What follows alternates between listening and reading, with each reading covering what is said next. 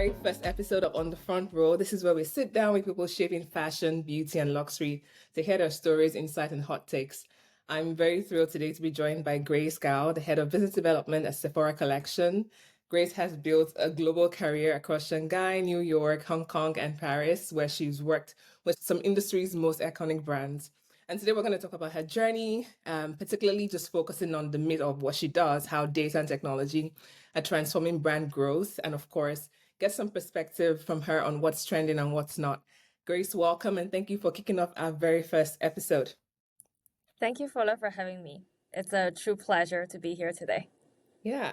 And just for context, we both did the same MBA program, and it's great to connect with an alumni as well. Yeah, absolutely. That was also a fantastic journey. Yeah. Good.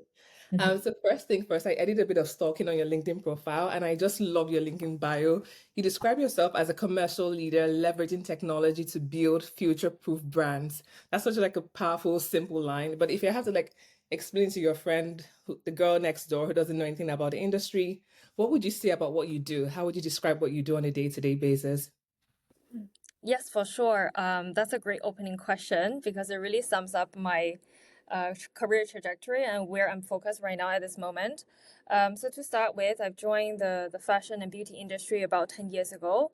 And at that time, what I find really fascinating about it is that it sells a dream, an aspiration. It sells the identity and lifestyle to people. And it's also one of the few sectors where price and demand are quite inversely correlated, right? So you're selling something that could be very expensive, but more pricey it gets, the more people actually want it. So how do you go about doing that? So that was where the magic was. But fast forward to 10 years to right now, what I realize is the industry has gone through tremendous transformation, and brands today are facing a multitude of crises or different challenges, right? So how do we make sure that these brands are able to stay competitive and relevant in the future? And this is where technology come in. It provides powerful solutions at every single step of the brand's operation and customer-facing initiative to make sure that it will stay relevant and stay connected with the customers of tomorrow, which in turn ensures the success of the business.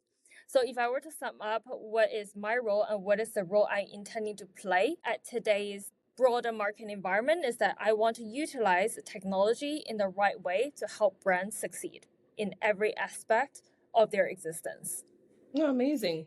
And I picked some, you mentioned the word pricing 3 times, and I think I'll come back to that because that's very data driven and it forms such a crux of brand performance. And one thing I also wanted to just touch about just on your background was the fact that you've worked across Asia, the US, and then now you're in Paris. Has there been any city that shaped you the most in terms of, playing a role in your career choices or even the trajectory or, making the choices that you had today? Yes, for sure. So I feel very lucky to have been able to work in big international cities who also happen to be fashion and luxury capitals, which definitely was essential for my career because you want to be where the actions and where the headquarters are, essentially at the same time. I would say I will highlight 2 cities that fundamentally shaped my personal value as well my working style. It's first starting with New York, that's the beginning of my career, and then Paris versus where I am right now. So what I will highlight as difference is New York in the American culture is something very outgoing, very ambitious, driven, super fast paced. And that kind of set the tone of me always going after what I want. That's kind of as a personal style and in work as well.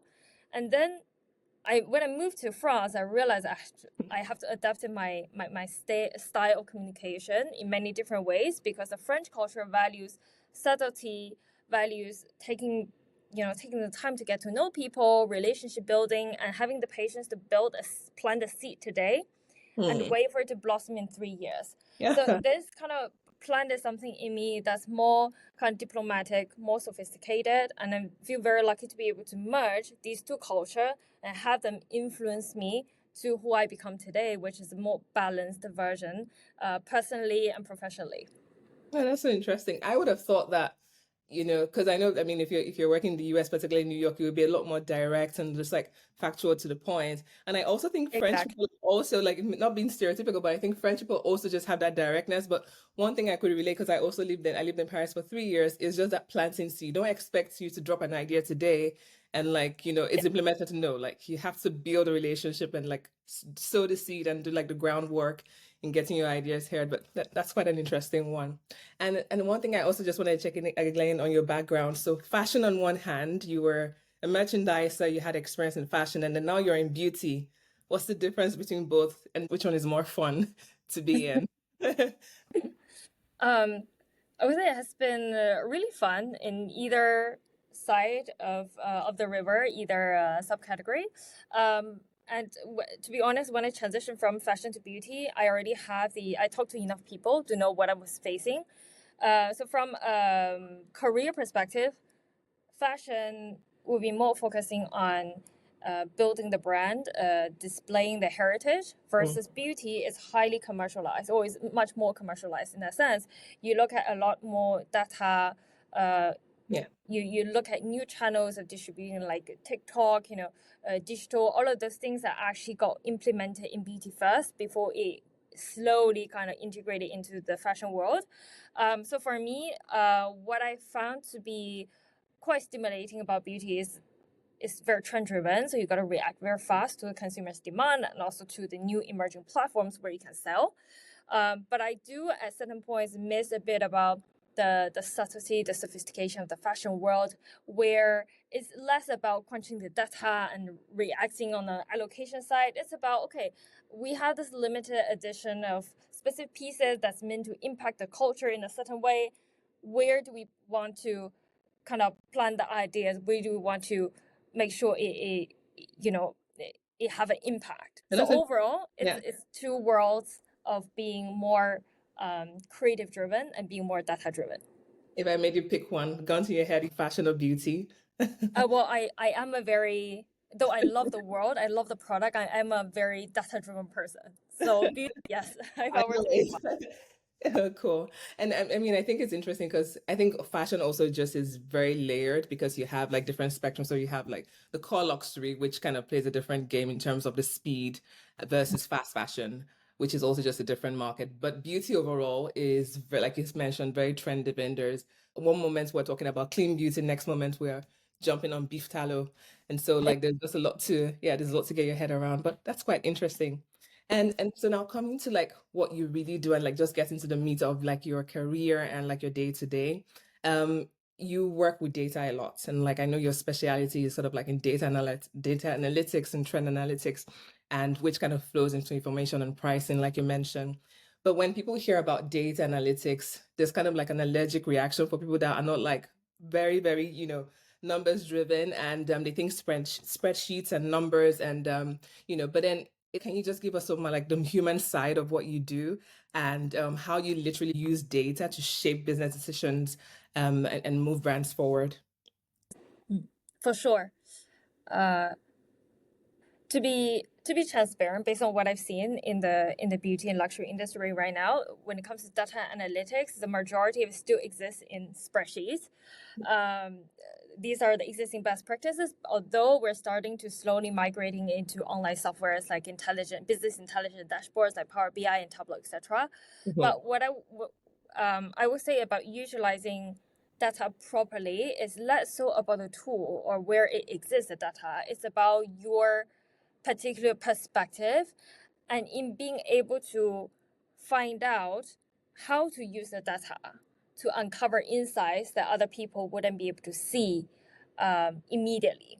Hmm. So one example I could give would be, so I worked for a travel retailer before, and that's Okay. my entry point in beauty, where so the company is called DFS. It's a global company, but with headquarters in Hong Kong. And within the beauty department, so we essentially distribute these beauty brands in airports and downtown gallerias. And we had a portfolio of more than 120 brands. And each of us, so I was part of the account management team, we're assigned a portfolio of brands. And then we'll discuss with our brand partners to see how we want to launch, what ambition we want to drive, and what products we want to launch in what markets. So normally, the way we used to analyze is specifically like focusing on the brand. So for example, Estee Lauder or L'Oreal, how are they performing? Mhm.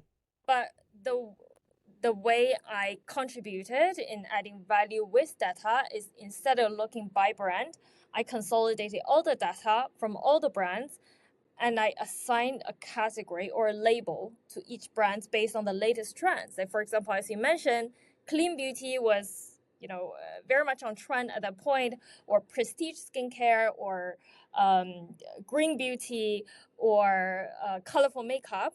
So Yeah. using these labels, we're actually able to identify something that nobody has discovered before, because you're immediately seeing the trends that's taking place in real time within our portfolio, which was large enough to represent kind of a significant part of the market.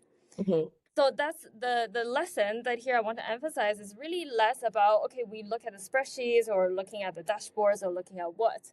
It's more about thinking independently about what information am I trying to capture, and how do we connect the data to the type of insights that I want. And that's Yeah. very interesting because you're using past information to kind of make decisions about the future. And I'm just very curious, and I'm going to ask you one about, how do you think these brands are able to use data to forecast and speed hits? So how would you know, for example, the particular shade of lipstick? Let's just use lip products, for example. So there's a lot that's going on. I mean, it's just a lip color. It's either it's glossy or it's matte or something. But then how are you able to forecast to say, you know what, lip oils are going to be the next big thing? Is it at the point where you're getting some traction, or you're just able to predict? Like, I just really want to know how you get this data to kind of predict and make trends versus follow trends. Mm. Well, I would say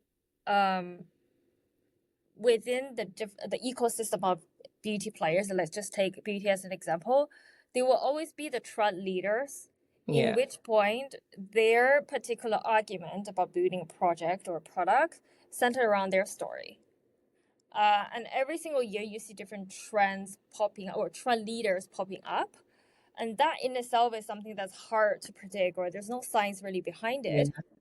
But what, for example, the brand that I'm currently working on, Sephora's private label, or many other different, even celebrity-driven brands like Rose, etc., they look into the trend leaders and utilize the information to build their products.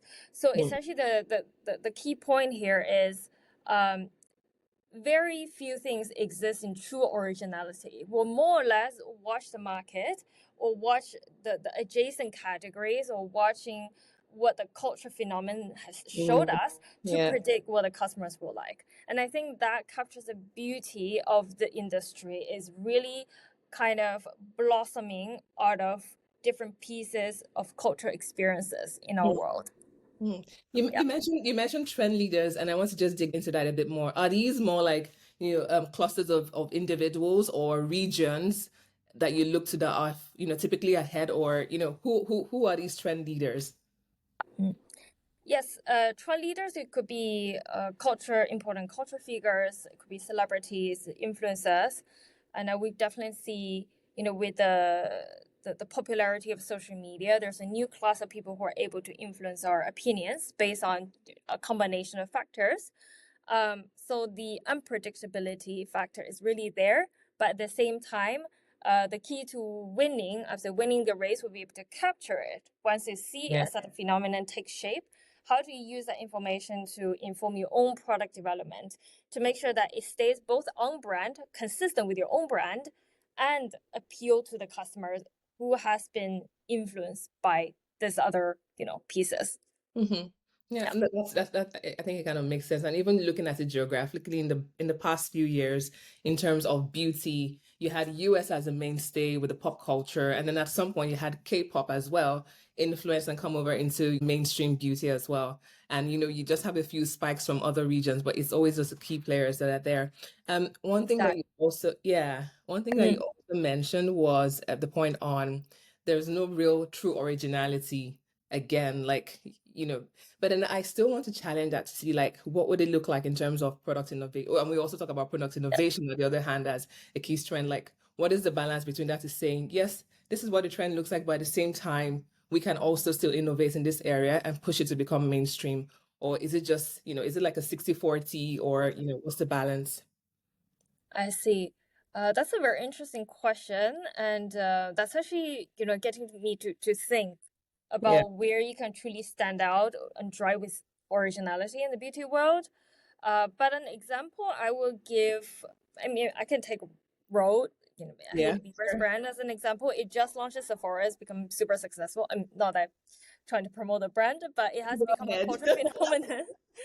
What I was saying, well, I don't, I wouldn't go into the exact formula of things. Obviously, it has created a phenomenon, the donut lips, something that's truly glazed and glamorous, and natural at the same time. Yeah. The innovation that comes from that particular brand is the fact that it's one of the leanest assortment you can find in the market, and Mm. it focuses on hyping every single product to the point that it just becomes a must to all the I would say young ladies from teenage age to up until the late 20s. So Mhm. so the innovation here is not limited to the product formula, which at the end of the day you can describe it with an adjective and then put a name on it. It's always surrounding glamour and the fun and use, but it's also about the approach of the brand. And Yeah. Rode, in that sense, did something that no other brand has done before, and it made them successful exactly because of that. Yeah, yeah. Yeah. I know I love that, and because most of the time when we think about innovation, we think about product formulation. But I Yeah. love the fact that you capture like no, product innovation can also just be in the marketing. It can also be in the communications to the customer. And like the road example you gave, I remember I was one of those people that kind of like when I saw the the lip gloss and phone case, I was just like, oh God, this this is so wide to get. But it was surprising, like it held, the trend held. And like I saw Crocs also, Crocs recently came out with their own phone case, and I'm just like, Rode did this first. Rode So did first. yeah, like it's such a brilliant point that you made about innovation isn't always just about the product formulation. It is also about marketing. And then I think one other thing I just wanted to check is, there is the science of it, which what the data is saying, and there's also instinct as well, which is kind of like, we always say the art and the science of brand development. Can we just lean a bit more to the instinct part where the data is saying something, and if you had any experience like that, where the data is saying something, but like, your instinct in terms of just following and like building the brand story is falling another direction. Have you had any experience like that? Yes, I did. And when it comes to the instinct piece, there's always a certain risk behind it. But I Mm, do remember right before COVID, 2019, we decided to launch YSL's first unisex fragrance, which is called Leap. But right now, if you go to the store, they have a whole range. They really develop it into a full range of really impacting fragrance.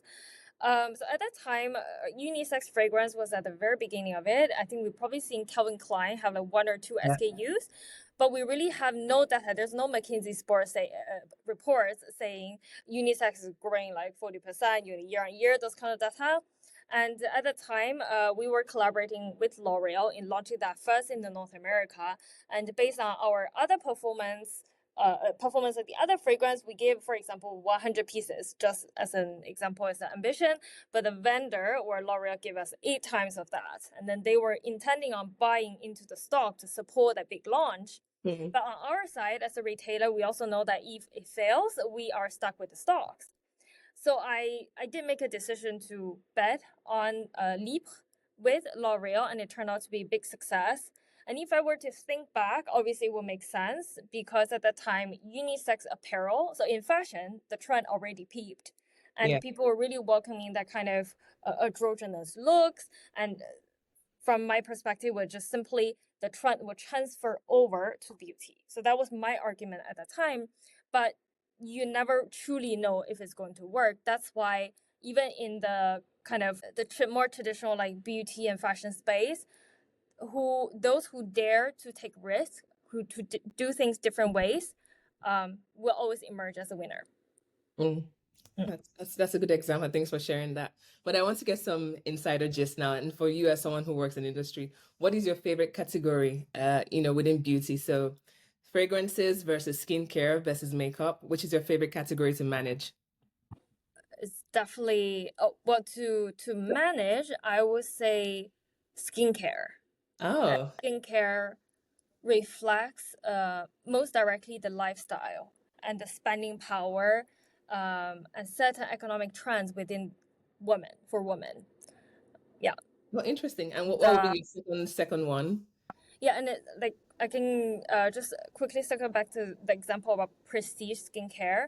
The Yeah. moment that we detected the rise of prestige skincare, particularly among Chinese customers was at the same time female empowerment was really going wild in the region. So that's how sometimes you can tie the spending behaviors into particular social economic movements, which means women are willing to invest in themselves more, spending more just to feel the pleasure, of life. So Oh, I want to double click on that. I want to double click on that because that's like I would say that's like a social economic trend that is influencing product categories. And exactly. yeah, but then what other example have you seen in terms of more like broader cultural events kind of trickling into products and product performance as well? If you have any other example, I would love to hear more of that. So another category, like my personal favorite to use, would be fragrance. Fragrance, again, I will use the China market as I work very extensively with this market before. 20 years back, it started out as a massive kind of gifting product, meaning you buy Yeah. something precious for your loved ones.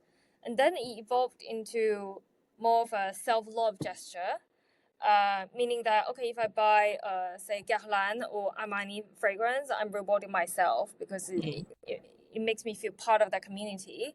And now we're seeing that niche fragrance is growing triple digit year after year. Why? Because right now, price and big brands are no longer suffice. It's more about self identity. So, what type of scents evoke the best memory in my life, or what kind of scents, can trigger a type of positive emotion. So right now, fragrance is being used as a identity marker. So this is another example where you see the consumption habit shifts, but not without reason.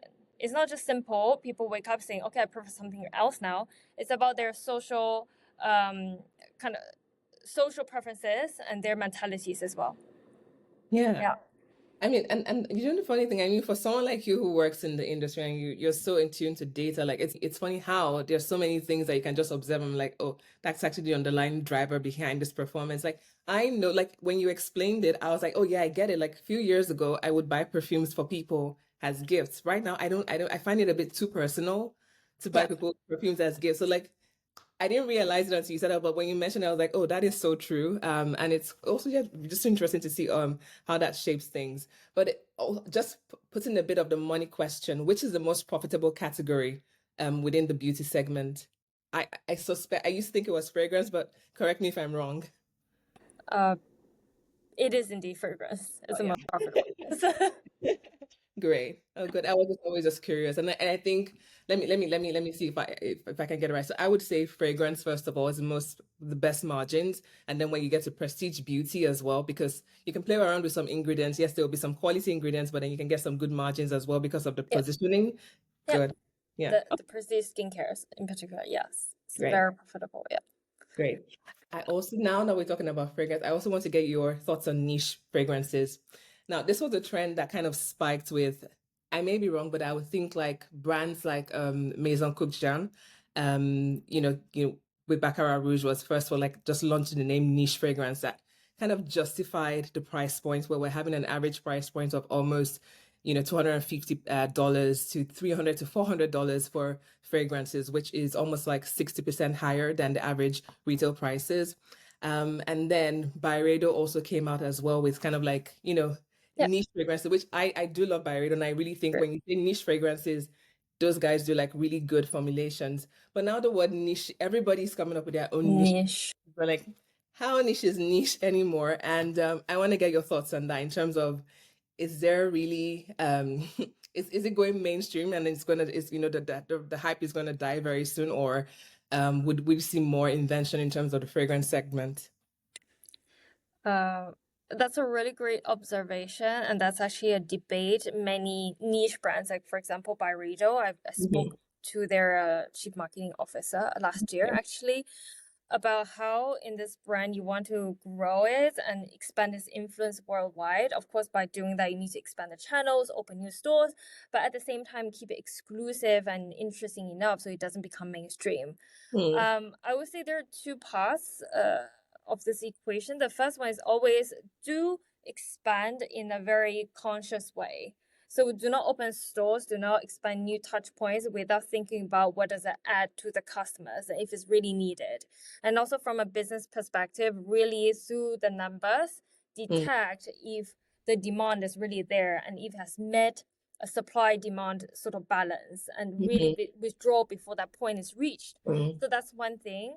And the second thing is niche brands, given that they have a particular kind of personality to their brands and a very specific idea of the people they want to reach, they also do not intend on reaching every single person that exists that use fragrance, for example. And what they would do is use highly, and this is where sometimes AI and data plays a key role in there, highly personalized approach in reaching the right customers and tailoring the messages to them so that they build this specific community that's defined by them, not just say, okay, hi world, this is where we are. Everybody needs to use our products. Yeah. That's interesting. I mean, the constant struggle between going mainstream and increasing your revenue base and customer base versus still remaining that exclusive in the no brand.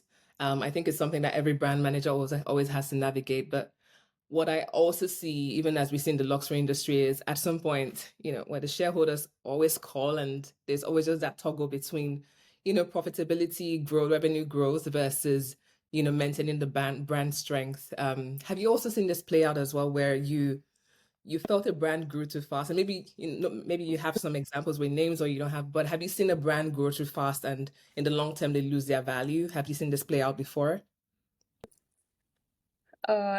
In the luxury industry, the brands are going through a withdrawal period, and particularly with markets like China, Mm-hmm. which used to be very high growth, and you're seeing the luxury brands closing their stores. Yeah. So we do see there's kind of a reshuffling of priorities going on.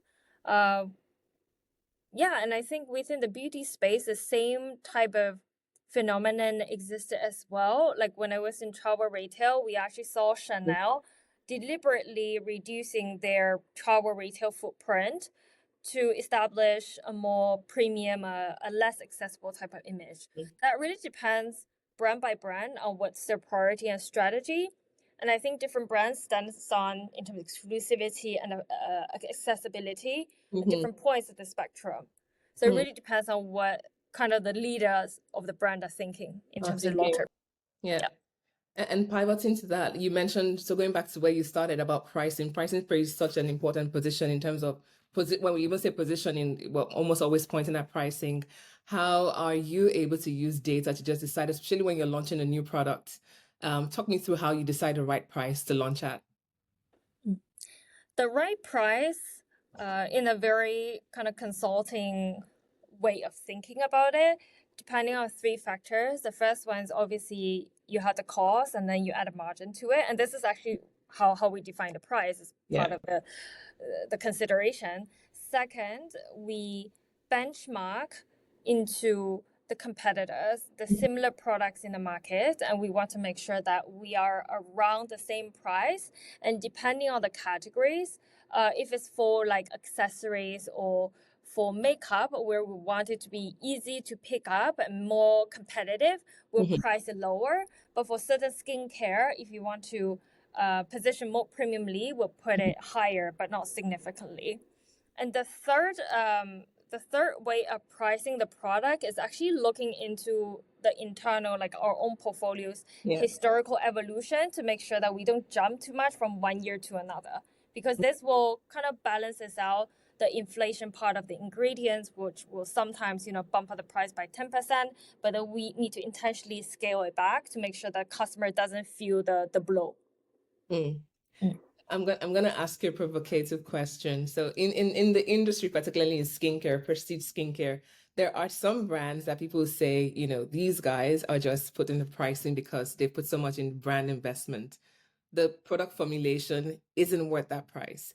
Do you think that some brands do get away with, maybe just from your experience or your insider knowledge, do you think some brands are able to get away with, having a very good formulation, but like the margins are really way off, but then they invest more in that positioning and exclusivity and the marketing of it? Do you think they can get away with that, or, the customers see through that most of the time? In the beauty market, I would say the psychology of customers are rather diverse, and it translates into their acceptance of different type of pricing architectures. Take an example. La Prairie is probably one of the priciest. You have like a few thousand even euro, a pot of a cream.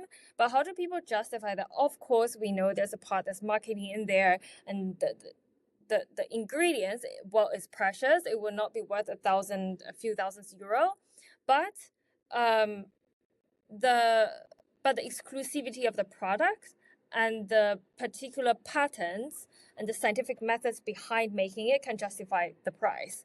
What we do see, the pricing vulnerability, is in fact in luxury fashion, where you have perhaps Yeah. like a leather bag that's Yeah. being made, and then you increase the price for certain brands. It could go from Mhm. 20 to 30% year on year. That's when the consumer will react very quickly, because the manufacturing process, even the country of origins, those kind of transparent informations push people to argue, okay, why would it cost much more this year? But I would say in beauty, it still rather remains more discreet and mysterious type of industry enough for people to justify it. Yeah. Another thing that you said that turned a light bulb in my head. So I never bothered to check. Maybe I'm a careless consumer, but I never really bothered to check like the state of origin or the country of origin where my products are manufactured. If I trust the reviews, I don't check where it's come You from. just check, right? My luxury purchases for fashion, like I want to know where my bags are coming from. I want to know where my glasses are coming from. So I do pay attention to that. So it is quite interesting, like the behaviors, even within the different categories for, luxury goods in fashion and luxury goods in self-care. We have different emotions towards that. And yeah, we are emotional consumers at the end of the day. Yeah, but that's quite an interesting observation. Yeah, I think anything else about pricing that you would just like to talk about, like, is there any emotional side to pricing as well that you think are some numbers sexier than others? Like, are some numbers more attractive in terms of like price ranges or within categories that you kind of observe the data in how customers react to price points? Mm. Different customer will react to different price point. I would say there's simple tricks always as pricing everything. You put like 49 instead of 50, 39 instead of 40, that kind of things. But overall, I would say the more prestigious a brand is in their kind of storytelling, in their heritage, the more likely and more confidently they put a higher margin. Just because the story itself, is very impactful, and it's more convincing for people to be part of this community. Yeah. Yeah. So that's where for the industry is all about branding and marketing is so important, because it's part of your price equation as well. Yeah. Yeah. Yeah, I get that. But let's dive a bit more, still further within technology. Let's talk about AI. Like you can hardly talk about anything now without even talking about AI. So everybody's buzzing about AI. From where you sit, I know a lot of things are still in motion, but like, is it still a lot of hype versus actual results for you right now, or you are actually heavily involved in leveraging AI in your work? I would say AI has a lot of potential to Yeah. transform the industry. The current use cases, such as in particularly in supply chain, in e-commerce, Mhm. optimizing search and discovery, those and a few other areas as well. The specific area where AI has existed for years and is deeply ingrained in the way of operations. And now what we're seeing, the use cases are popping up are more focused on Gen AI, Yeah. which I would not say is a hype, but need to be utilized carefully to generate actual value. Um, yeah, so that's essentially my take on it. Hmm. Um, and I read this article somewhere which really impacted me, is that you never do AI for the sake of AI. You always have to depart from a specific need of the customers or the pain point of the business. And from then on, you think about the solution, and AI happen to be part of it. So Hmm. that's the approach that I would adopt in Oh, that's thinking, reflecting on opportunities. Yeah, starting from the outcomes that you want to get in terms of the problems you want to solve, and then see how AI, because I guess a lot of execs and even work, I mean, I do work and like I'm always asking my chat GPT, how can I use you better? How are the 1% of consultants using you better than I am? So like there's always just a FOMO, that there's a lot more to get out of it. But like I think a good grounded way, like even using it for brand performance, is trying to solve a problem specifically versus trying to just spread it across broad. Exactly. Yeah. Exactly. Yeah. Yeah. But beyond Right. beyond AI, is there any other like technology that you're seeing? So maybe video shopping, conversational commerce. What else that you think can change how beauty brands talk to consumers in the future? Like what technology are you excited about for the future? Mm. Well, you've mentioned the two that I've been working quite closely on. Oh, tell us more about Uh, it. Yes, is right, on the point. Conversational commerce is become more and more applied, in particular with WhatsApp, which have super high adoption rates all over the world. It's become a key communication and sales channel as well. And the second, video shopping, in particular in the retail space, they also have proven to drive conversion up by double digit, and also be able to kind of make customers more loyal to the brand in the long term. So you have both the short term and long term benefits. And in addition to that, I know AI agent, that's also a hot Yeah. topic. That's, right after we have the AI hype, now it's all about agent. I do foresee that the agent, if utilized properly and built solidly with proprietary data from the enterprise, can revolutionize customer service in particular. How Mm. do you make sure that every single customer come onto your site and 24 hours, 7 days a week can get the perfect experience? And simply by using human, that's not possible to ensure. But with the agent and based on the power, like how powerful it is that we've seen, it Mhm. is possible. Oh, that's interesting. And what are just going from the opportunities, but the risks, the risky side, any other key risks that you kind of want to keep your eyes on from a brand management perspective, and as we leverage technology and AI more?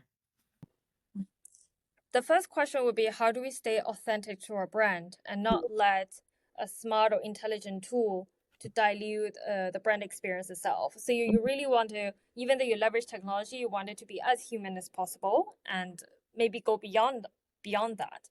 And Mm-hmm. the second would be towards data privacy and safety related. And in particular, this one, we flagged out a risk of skincare products. If you want intelligent bot to recommend a product to the clients, how do you avoid specific like potential accidents? We recommend Yeah. something that doesn't work on their skin. So there's a lot of consideration related to safety of use or safety of recommendations that we need to think carefully and program correctly to avoid. And last but not least, I would just say any technology at the end is about human being, meaning that the team needs to adopt it. How do you make sure that within the corporate, within the brands, every single person is on board with this new way of working, with this new tool, so that we are strategically aligned? Yeah. And this are key ones. I like the one. I mean, the data privacy one is a key one that is almost like the no-brainer one. But I think the one that you mentioned that I really resonated with is the risk of losing your brand voice and just becoming auto. Because if a brand is thinking about leveraging its thing, is other brands are also leveraging the same technology, and so there's a risk of just sounding very monotonous and like you lose your originality, and that human side of the brand. And it's just a risk that has to be managed. Which kind of brings me as well into, so I think some months ago there was a Vogue um release that had with the guests. I think guests had a AI models in the brand, and there was such an uproar. Do you think this is more of a, it's gonna come whether we like it or not, or you think that people are gonna push back in terms of leveraging AI, generative AI images for advertising? I would say it's an inevitable trend, Mm. but in terms of extensive usage and how willingly brand make it known. So that's a question mark. Yeah. So just thinking from the ground up, if for the same marketing campaign, you have an AI model and you have a human model, and the two basically look the same look and feel, same kind of voice or brand expressed, but the AI can cut costs by 90% or 80% and make it look even better and produce even Yeah. faster. I think from a both business and creative perspective, it will gradually be adopted. And also it's interesting because I was at a luxury tech seminar last week and just speaking with some of the tech startups. I was surprised by how many like the brands that were using AI in their design marketing campaign, but specifically said do not want to announce it. So I Uh, think in behind the scene there might be a lot more adoption than we are seeing at this I was moment. saying, So interesting. And then Powerful. it may be a disclosure issue then, like where you have to disclose. And I hope, but maybe not hope, but then Yes, maybe. I think, yeah, if it's mandatory to disclose, then we might see a lot more name to pop up. And at the end of the day, like if you're scrolling through your magazine or you're going through your feed and everything is AI, and you can't even tell the difference anymore. So I do think that it's inevitable. And at some point, as the models get more and more realistic and complicated in terms of getting realistic images, people are going to, you won't be able to tell anymore. And Yeah, at the end of the day, it won't matter anymore. Hmm. exactly. What do you think brand competition and brand positioning would then look like in a, let's just post, let's forward date our reality, say like 10 years from now. What do you think brand differentiation would look like when AI is in full leverage? Mm. What cannot be replaced by AI is the fundamental understanding of culture and of human being. So the Mm-hmm. brands, they're able to understand their customer the best and use the knowledge to develop the product that serve their daily life will Mm-hmm. win. I mean, it sounds very fundamental, it sounds very cliche, but at the end of the day, the brands whose mission is to serve the customer versus the brand who just want to do business will have a fundamentally different approach. Yeah, And I think the former will drive competitiveness. And AI, yes, plays the right tool. I do understand. I think the brand who are better at prompting will have a critical edge, but that's the support part. Yeah. The core of the sector is serving the customers in the right way. agreed. Agreed with Yeah. that. And then I also see we would also, I mean, down the line, we would also go post tech again, where we are all trying to touch grass outside, and then we would start to do the human reconnection because it's always a trend. And I just think it's inevitable. There'll be high adoption, and then we'll go back again to human communication Yes. because it's just going to be cyclical. Oh, Yeah. Exactly. Yeah, this it is might this. really happen in the future, to have the made by human tag. Yeah, exactly. Oh, yeah, made by a human, artisanal. Artisanal No, marketing campaign. no marketing. Yeah, or the ads now. Literally, I'm just spitballing. Like literally, an ad will just show you like a human making the clothes and sewing. Like we're 100% handmade, Yeah, and make that the brand positioning. Interesting. exactly. So I think we're almost wrapping up. This has been so much fun. I'm just gonna drive into some quick takes into trend. So Yeah. one is Labubu. Yay or nay? Yes or no? First of all, do you have one? I don't, and yeah, it's a shame to be an Asian person and not feel a boo boo. Yeah, but for me, it might be a no. Yeah, yeah, not very good with toys. I don't understand it. I don't get it, but I'm surprised by it. I've written about it. I think there's just a lot of human psychology and consumer behavior that can be understood and studied just by Labubu, because it's just an interesting and Absolutely fascinating. baffling. And when I was back in China, we Yeah, have vending machines of fake labubus in the metro. that's cool. So that's a whole different twist of what are people trying to do now. So I was at Harrods over the weekend, and like there is a Labubu, there's a pop man stand, and there's like a Labubu wall, and I'm just like, what is? And then there was like a long queue. I was just like, what is going on? It's really fascinating. What beauty or luxury trend do you think is overhyped? Let's start with beauty. What beauty trend do you think is overhyped? beauty trend that's overhyped. Um, I mean, in Asia, we used to be obsessed about being pale and Yeah. pristine. That's being, changed. Yeah. Yeah.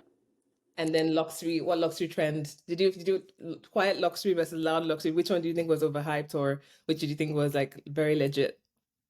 I mean, luxury fashion, I haven't really been following the trend, so to speak. I do think that the the whole democratization, meaning you print a logo on a T-shirt or making like cheaper products so people can access it, it's very much overhyped. Yeah. And Yeah. it's not really adding to the brand equity in any way. And you're seeing brands are taking off those more affordable lines. Yeah. If the government was going to put a ban on one category between two within the beauty segment, beauty and cosmetic segments, between banning fragrances or banning makeup, which one would you prefer to save? Oh, fragrance and makeup. I will save makeup, yes, because I need to wear every day. I was like, yeah, I could do without perfume, but sometimes I need my mascara. Exactly, I could rub a lemon or something, you know, Oh, yeah. on my hand. And it goes back to the being natural, like going back to nature, or like we're using clay. Exactly. Right? Yeah. But there's no clay substitute for eyeshadow. Exactly. But that's an interesting one. Well, I'm gonna wrap up with this question. So, 15-year-old Grace, you're having a chat with her. What career advice are you going to give her? Follow your guts. No, Yeah, follow it's follow your simple. intuition. Yeah. Yeah, it never fails. Great. Grace, it's been so good speaking with you. Thank you so much for joining us. I think it's a special position for you being our very first guest and very first interviewee. And it's been a pleasure hearing about your journey and your perspective on fashion and where beauty is heading. So thank you so much for your time. No problem. It was a great conversation. Thank you to Fola. I enjoyed myself. And to everyone that is listening, thank you for coming along. This is just the beginning. We'll be bringing more voices across fashion, beauty, luxury to share their stories and insights here on the Front Row. So make sure you follow Front Row Files and don't miss the next conversation. Until then, I'm Fola and I'll see you on the Front Row. Bye.